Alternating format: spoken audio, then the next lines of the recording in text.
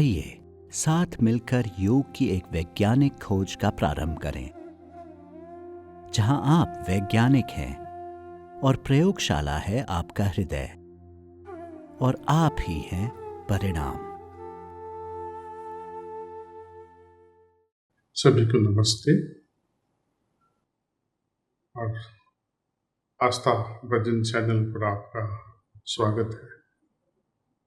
अब तक हमने अपने वर्तमान जीवन के उद्देश्य पर चर्चा की और इस चर्चा में अलग अलग तर्क देकर हम इस नतीजे पर पहुंचे कि हमारा मकसद यह निश्चित करना है कि हमारी चेतना का विकास हो। पिछले 3 एपिसोड्स में हमने चर्चा की थी कि हमारी चेतना किस तरह से बाकी 3 सूक्ष्म शरीर, जिसको हम सटल बॉडीज कहते हैं, मनस, बुद्धि एवं अहंकार, उनकी मदद से सकारात्मक या नकारात्मक तरीके से प्रभावित होती है। तो सार रूप में हम कह सकते हैं कि चेतना को मनस, बुद्धि और अहंकार प्रभावित करते हैं। आज हम देखेंगे कि हमारे पूरे शरीर की चक्र प्रणाली हमारे दैनिक जीवन में यानी दिन के 24 घंटे में अपनी महत्वपूर्ण भूमिका कैसे निभाती है। लेकिन आज हम खास तौर पर सिर्फ एक ही चक्र के बारे में बात करेंगे और वह है हमारा हृदय चक्र या हमारा हृदय। हृदय चक्र हमारे दैनिक जीवन में हर पल अपनी महत्वपूर्ण भूमिका निभाता है। इसलिए आगे बढ़ने से पहले हमें हृदय चक्र के बारे में उनके लक्षणों को जानना होगा।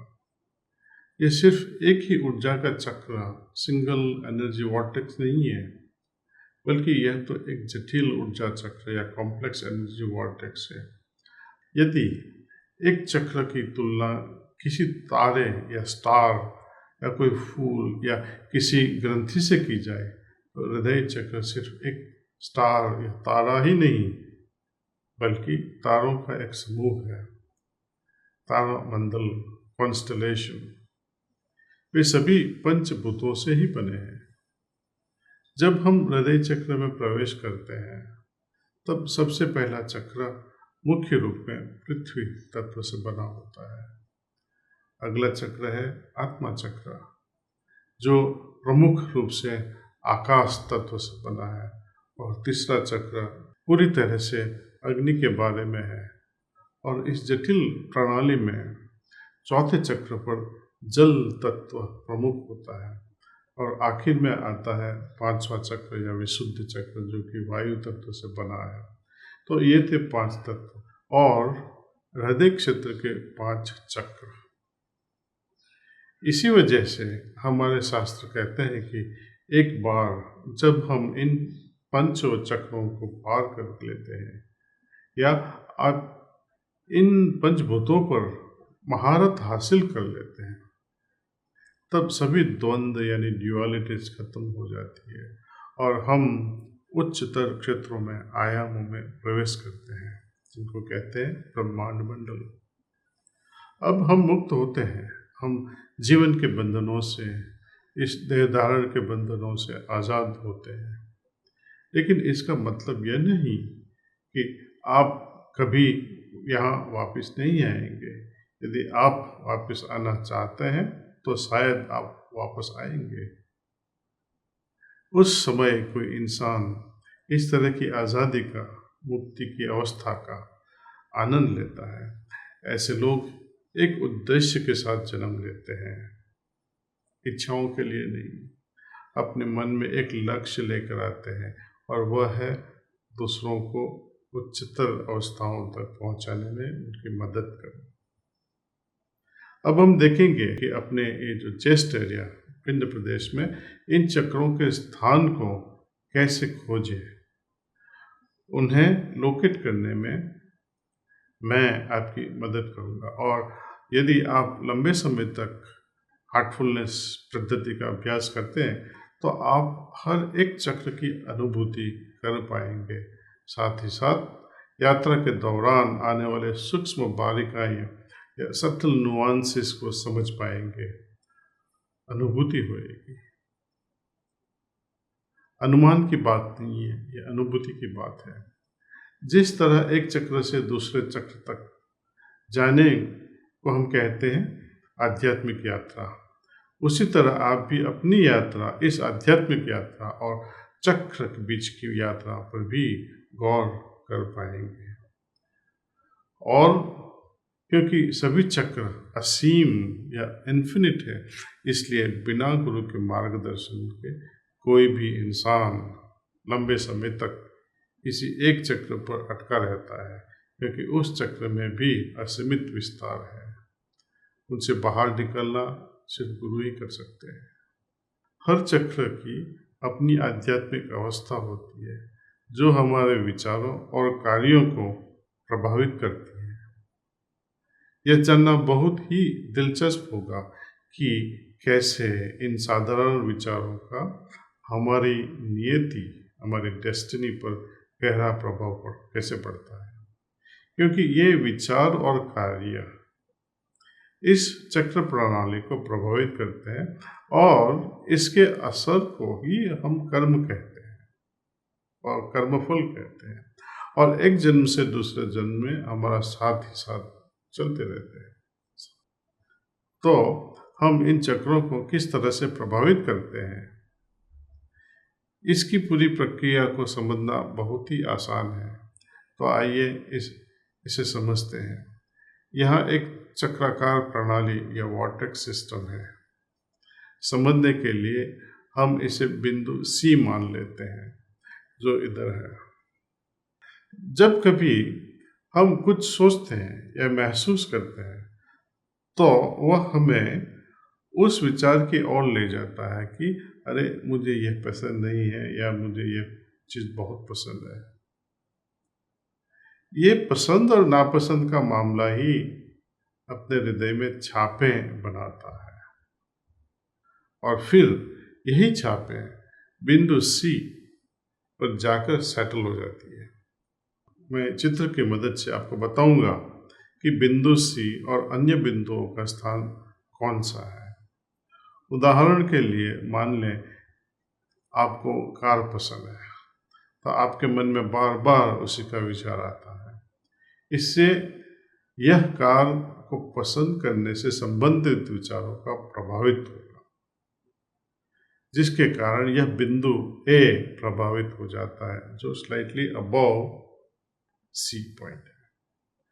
उसी तरह से यदि आप किसी इंसान को पसंद करते हैं और उसके प्रति सेंसुअली अट्रैक्ट हो जाते हैं, तो ये स्पंदन या वाइब्रेशन एक खास बिंदु को प्रभावित करते हैं, जो A और C के बीच में, जिनको हम कहेंगे B पॉइंट।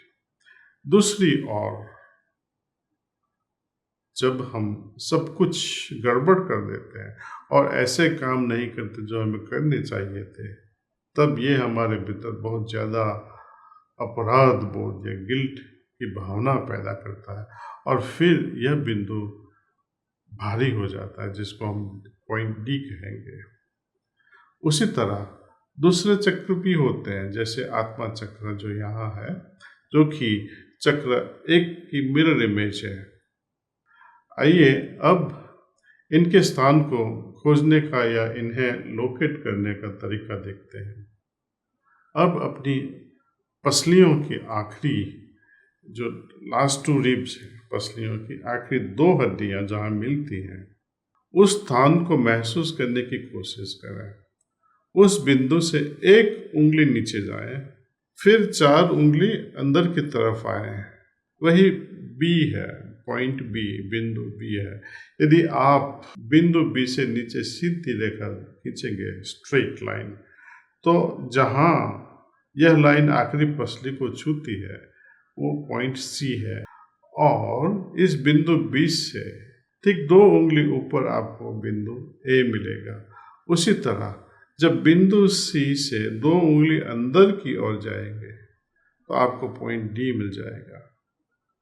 आपके लेफ्ट निपल और बिंदु D के जो बीच में जो है, वो अभी वो हृदय चक्र में, उसकी हुबहू छवि मिरर इमेज चक्र नंबर 2 या आत्मा चक्र लेफ्ट, अपनी आत्मा चक्र अपने राइट साइड पे होएगा, अंदर दी राइट निपल। आप चक्र नंबर 1 या 2 के इस चित्र को उल्टा करके ऊपर की तरफ करेंगे मिरर इमेज, तो आपको लेफ्ट में चक्र नंबर 3 मिलेगा, जो कि अग्नि तत्व या अग्नि चक्र से संबंधित होता है। उसी तरह राइट में जो चक्र नंबर 4 मिलेगा, जो कि जल तत्व से संबंधित है। और जब हम गर्दन के ठीक नीचे इस बिंदु को 3 और 4 से जोड़ते हैं तो एक त्रिकोण बनता है। इस बिंदु को विशुद्धि चक्र भी कहते हैं, जो कि अग्नि तत्व, जो कि एयर तत्व से बना है। बेशक मुख्य तत्व अपने निर्धारण प्रॉपर एग्जैक्ट लोकेशन के अनुसार अधिक मात्रा में मौजूद है, लेकिन उनमें दूसरे तत्व भी मौजूद होते हैं। इसलिए जब हम कहते हैं कि हृदय चक्र में पृथ्वी तत्व ज़्यादा है, तो इसका मतलब यह नहीं कि पृथ्वी तत्व 100% होएगा। हाँ, होएगा, मोर देन 80% हो सकता है, मोर देन 90% हो सकता है, लेकिन और 20 या 30% बाकी के जो तत्व है, आकाश, वायु, पानी और जल, नहीं तो हवा, एयर, इनके कॉम्बिनेशन में रहेगा। अब हम देखते हैं कि हमारे रोज़मर्रा दैनिक जीवन के कार्यों में वाकई क्या होता है। जब आपको कोई चीज़ अच्छी लगती है या जब आपको कोई चीज़ अच्छी नहीं लगती, उस समय आपका दिल क्या महसूस करता है? आप जरा देखना, गौर करना उस समय। क्या आपने कभी यह गौर किया है? जब आपको कोई चीज़ अच्छी नहीं लगती है, तब आपका दिल एक तरह से बोझिल महसूस करता है। आप बेचैन हो जाते हैं, रेस्टलेस हो जाते हैं, या जब आपकी इच्छाओं में से एक इच्छा पूरी नहीं होती, तब भी आप बेचैनी महसूस करते हैं। और क्या आप अंदाज़ा लगा सकते हैं कि यह आपको कहाँ ले जाएगा? पहले चक्र पर अनुभव जो होता है बेचैनी का, क्योंकि कुछ इच्छाएं हमारी फलीभूत नहीं हुई, तो गुस्सा आ जाता है, इरिटेट हो जाते हैं। इसकी वजह से हम शांति खो बैठते हैं। मेरे दिल में चैन नहीं है, कहते हैं लोग। इसका मतलब यही है कि दिल की बेचैनी अगले चक्र को प्रभावित करती है, जहां आप शांति की कमी महसूस करते हैं। जब आप मन की शांति खो देते हैं और यह हालत लंबे समय तक बनी रहती है, तो यह तीसरे चक्र को प्रभावित करती है। फर्स्ट चक्र आत्मा चक्र को प्रभावित करता है। आत्मा चक्र पे हम जब लंबे समय तक बेचैनी पर महसूस करेंगे, तो तीसरे चक्र को प्रभावित करती है, जो कि ये तीसरा चक्र है प्रेम के बारे में। अब जब शांति का यह अभाव लगातार तीसरे चक्र को प्रभावित करता है, यानी अग्नि चक्र को, तब प्रेम की बजाय यह चक्र एंगर या क्रोध में बदल जाता है। इसी तरह से जब आपकी इच्छाएं पूरी नहीं होती है, तो आखिरकार यह तीसरे बिंदु को प्रभावित करते हुए गुस्से में बदल जाती है, और यह गुस्सा चौथे चक्र को प्रभावित करता है, जो जल चक्र है। यह चक्र पूरी तरह से हिम्मत के बारे में है। जब डर, फियर लंबे समय तक आपको अपने शिकंजे में जकड़े रखता है, तो यह हिम्मत डर में बदल जाती है। आपके भीतर के इस लगातार डर के कारण यह उसके अगले चक्र पर असर करता है, यानी पांचवा चक्र या वायु चक्र। जब आप इस हिम्मत को खो देते हैं और डर के शिकार हो जाते हैं, तब आप भ्रमित होने लगते हैं, और इसकी वजह से आप मन की स्पष्टता या क्लैरिटी ऑफ माइंड खो देते हैं। लिहाजा इसी तरह से हमारी छापें, हमारी पसंद नापसंद किसी भी कीमत पर कोई चीज़ पाने की हमारी इच्छा ऐसी सभी चीज़ें पैदा करती है।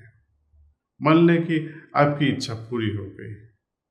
जब ऐसा होता है तब आप अपने दिल में स्वाभाविक तौर पर संतोष महसूस करते हैं, आप शांत महसूस हो जाते हैं, आपको शांति महसूस होती है, जो कि दूसरे चक्र यानी आत्मा चक्र का गुण है। और यह शांति लंबे समय तक हमारे दिल में कायम रहेगी। इससे बहुत सारी करुणा पैदा होएगी और इस करुणा के कारण तथा इसके लंबे समय तक बने रहने के कारण आप साहसी महसूस करेंगे, हिम्मतवान बन जाएंगे और आपके दिल का यह साहसीपन एहसास आप में बहुत ज़्यादा स्पष्टता या क्लैरिटी लाता है। आइए अब इस प्रक्रिया की तुलना एक चक्र से दूसरे चक्र पर जाने की यात्रा से करते हैं, जहां हम संतोष, शांति, करुणा, हिम्मत या स्पष्टता, इन पांचों को एक साथ अनुभव करते हैं। जब हम भगवद गीता पढ़ते हैं तब हम इस भावनात्मक जुड़ाव की तुलना इन चक्रों से करते हैं, तो यह अच्छी तरह से समझ पाते हैं। आइए अध्याय नंबर 2 गीता का है और श्लोक नंबर 62 उसको पढ़ते हैं। श्री कृष्ण भगवान कहते हैं, जब इंसान इंद्रिय सुखों में रमा रहता है तब उसमें उन चीजों के प्रति आकर्षण बना रहता है। आकर्षण से इच्छा जन्म लेती है, पाने की लालसा हो जाती है, लस्ट ऑफ पोजेशन, और यह आगे बढ़ के जुनून या पैशन बन जाता है। फिर यह जुनून गुस्से की ओर ले जाता है। अगला श्लोक है संख्या नंबर 63, कहता है, जुनून से मन कश्मकश होता है, स्पष्टता की कमी हो जाती है, याददाश्त कम हो जाती है, कर्तव्य याद नहीं रहता। यह सब कम होने से तर्क शक्ति खत्म हो जाती है। तर्क शक्ति का खत्म होना इंसान का विनाश। इसलिए हम देख सकते हैं कि उचित तरीके से नियमित रूप से किया गया ध्यान हमें पंचभूतों के साथ जुड़ी हुई एक अवस्था का अनुभव कराने में मदद करता है। एक बार जब पंचभूतों पर महारत हासिल हो जाए, when we transcend it, तो हमारी चेतना या कॉन्शियसनेस सभी स्तरों के परे जाने में मदद करती है। आखिर में चेतना भी तो एक अनुभव करने वाली चीज है। यह सब कुछ तो नहीं है, लेकिन मेरे गुरुजी कहते थे कि जैसे बच्चों को खेलने के लिए खिलौने होते हैं, युवाओं के पास रोमांटिक लाइफ होता है जिसका वे आनंद लेते हैं, और योगी भी किसी भी तरह से चेतना के इस खेल में फंसे रहते हैं। लेकिन किसी वक्त पर हमें इनके परे जाना है। ऐसा क्यों? क्योंकि चेतना को भी किसी महानतर चीज से सपोर्ट मिलती है। ठीक वैसे ही जैसे हमारा दिमाग के कार्य हमारे शरीर को सपोर्ट करते हैं, दिमाग या मन सपोर्ट करता है, और मन को चेतना सपोर्ट करती है, और चेतना को आत्मा इस तरह से सपोर्ट करती है। उस पर गौर करना, उसे समझना और उसी के अनुसार आगे बढ़ना एक अद्भुत बात है, और खास करके मैं कहता हूँ अनुमान नहीं लेकिन अनुभव की बात है। मैं आप सभी को एक रोमांचक आध्यात्मिक यात्रा की शुभकामनाएं देता हूँ, प्रार्थना करता हूँ। हार्टफुलनेस का अभ्यास करके देखें, आपको अफसोस नहीं होगा। मैं इस बात को आपके समक्ष आज यकीन दिलाना चाहता हूँ, क्योंकि एक बिंदु से लेकर दूसरे बिंदु तक जाने की ये यात्रा इतनी आनंददायक है कि बाहरी लौकिक स्थान इसकी कल्पना भी नहीं कर सकते। बेशक आपको कमिट तो होना ही होगा, गंभीर और निष्ठापूर्ण कमिटमेंट तो होना ही चाहिए। अभ्यास और शिष्टाचार के बिना योगा में, योग शास्त्र में कभी भी उन्नति नहीं आ सकती। तो आइए हमेशा की तरह हम सभी एक साथ ध्यान करते हैं। ये ध्यान सत्र जो मैं आपके साथ करता हूँ, ये मुश्किल से 10 मिनट के होते हैं, पर मैं इतने कम समय के ध्यान से संतुष्ट नहीं हूँ। लेकिन वाकई में हमारे पास उतना ही समय बचता है, हमारे पास बहुत कम समय होता है, क्योंकि हम टीवी पर ऐसे विषयों की चर्चा कर रहे हैं। यदि आप घर पर ध्यान करते हैं तो कृपया इसे करने में ज़्यादा समय बिताएं। तरीका वही रहेगा, अपने दिल को खुला रखें, पूरे आदर भाव के साथ इस प्राणाहुति को आकर्षित कीजिए। एक बार जब आप अपना दिल खोलकर आदरपूर्वक अपने दिल में ईश्वरीय सारत तत्व या डिवाइन एसेंस का आह्वान करते हैं, तो मेरे मालिक आपको प्राणाहुति की अनुभूति जरूर कराएंगे। तो आइए ध्यान करते हैं। हमारे ध्यान का तरीका बहुत ही आसान है। सिर्फ रिलैक्स हो जाइए, आप आंख बंद कीजिए, दिल को खुला कीजिए और सोचिए कि मेरे हृदय में ईश्वरीय प्रकाश मौजूद है, जो मुझे उनकी ओर आकर्षित कर रहा है और मैं ध्यान में बैठा हूँ। जब ध्यान खत्म होएगा तो मैं आपको बोलूँगा बस कीजिए, दैट्स ऑल। सो चलो शुरू करते हैं। Please start meditation.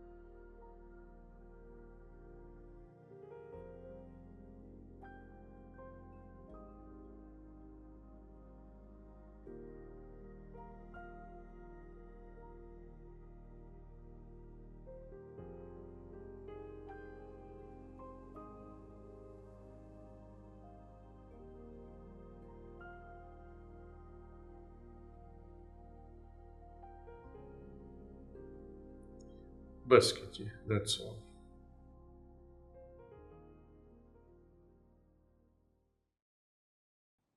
सभी को धन्यवाद और फिर से मिलते हैं आस्था भजन चैनल पे अगले संडे 9 बजे।